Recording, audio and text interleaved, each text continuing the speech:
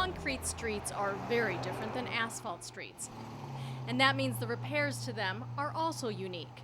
Roadways made of concrete can last decades. Following proper preparing techniques will extend the life of our concrete streets and reduce the maintenance costs.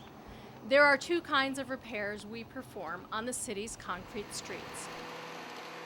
One is a partial depth repair. This requires the removal of the pavement surface, generally through milling. The other kind is a full depth repair. This requires complete removal and replacement of a section of the concrete roadway. Before any repairing can take place, the street needs to be inspected to determine which kinds of repairs are appropriate. Identify the type of work that needs to be done, document it, and mark it with spray paint. Frequently, there are obvious signs to look for, such as random cracks or sunken pavement. If the damage is limited to the crack, the partial depth repair would be appropriate. Mark the crack for milling. Examine joints between concrete slabs as well. Anything that's more than a 1/4 inch wide should also be marked for milling. Some signs of damage are not as visible. You'll need to sound the pavement area to find voids that have formed beneath the surface. Sounding is done with a chain or hammer. You can hear the difference in sound that a hollowed void beneath the pavement surface creates. Hammering helps you find the limits of the void so you can mark the repair area. Err on the side of caution when marking. You want to make sure the limits you mark cover the entire void. Sometimes concrete streets have metal reinforcement bars connecting the concrete panels, and it is helpful to know where they are before you remove concrete.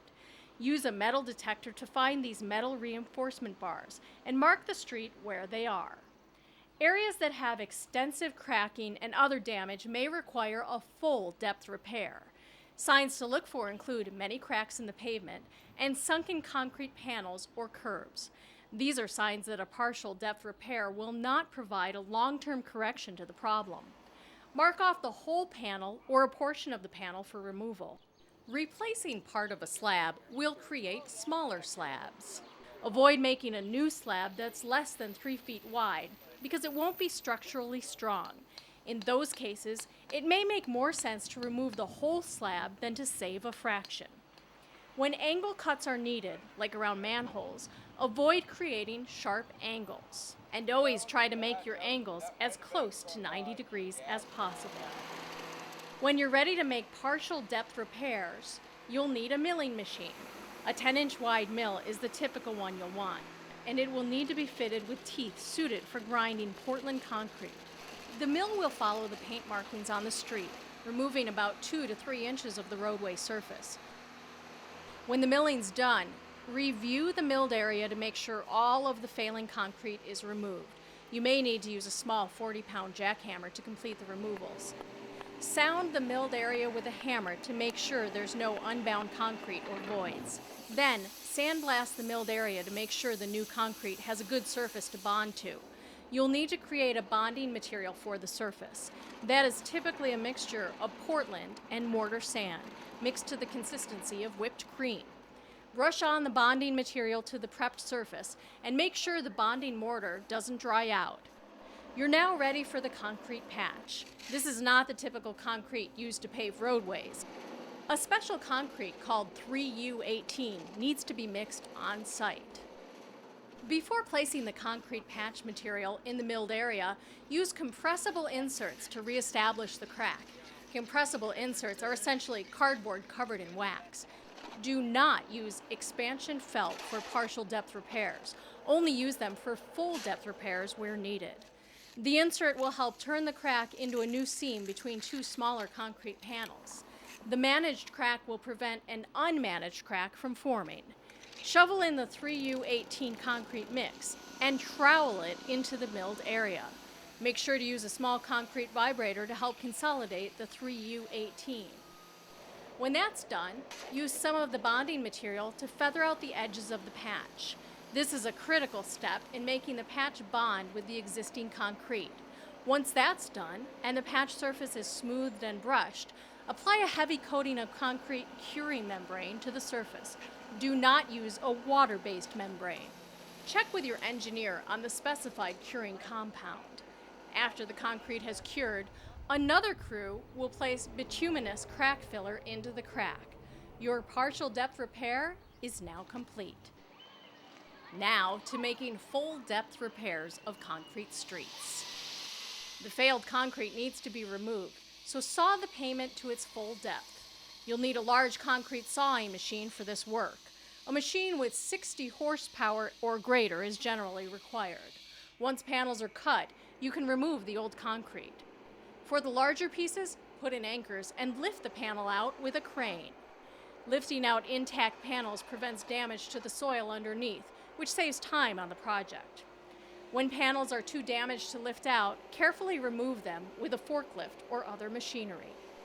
Once the damaged roadway is removed, replacing it is very similar to creating a new concrete roadway, with some important exceptions. One of those is the installation of steel reinforcement bars in the remaining concrete road. When the roadway is replaced, the bars will help distribute the weight of vehicles from one concrete panel to the next. Use a gang drill, or a drill that can make holes horizontally, to drill into the adjacent concrete pavement panels. The bars are usually spaced about 12 inches apart, but you can locate them so they'll be under the wheel path of vehicles. There's less of a need to place the bars in the roadway that's used for parking.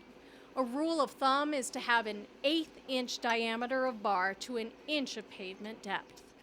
In the project you see here, the pavement is 6 inches thick, so 3/4 inch bar or a number 6 bar was used. Before putting the bars into the holes, they will need non-shrink grout applied so they'll adhere the steel bar into the pavement panel. The other end of the bar is greased or oiled to make sure it does not adhere to the new pavement. When it's time to place the concrete, a typical 3A42 MnDOT mix is sufficient. If there are manholes or drains, add a fabric around the rim before pouring the concrete.